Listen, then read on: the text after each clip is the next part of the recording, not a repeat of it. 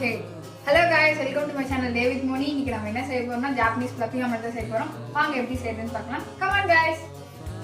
இது செய்ய வெறும் மூணு இன்கிரிடியன்ட்ஸ் தான் காய்ஸ். என்னென்னு பார்த்தீங்கன்னா எக், சால்ட், சில்லி பவுடர்.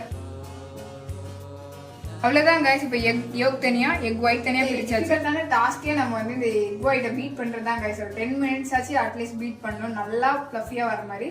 வாங்க எப்படி பீட் பண்ணுறதுன்னு பார்க்கலாம்.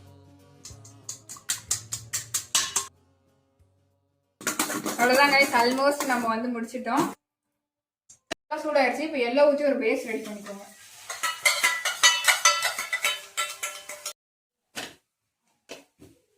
ஸ்னோ இதில் போட்டுக்கலாம் கைஸ்.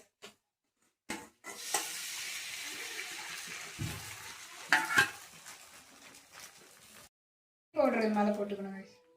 மேலே கொஞ்சம் சால்ட் போட்டுக்கோங்க. ஒரு 10 செகண்ட்க்கு நல்லா க்ளோஸ் பண்ணி வச்சிருங்க. அப்போதான் அது நல்லா வேகும்.